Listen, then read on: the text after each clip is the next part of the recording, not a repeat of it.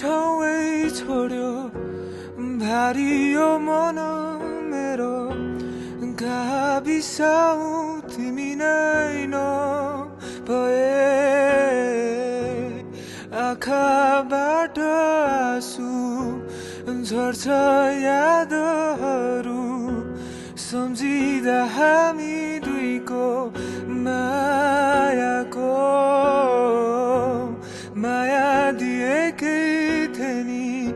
सबै तिमी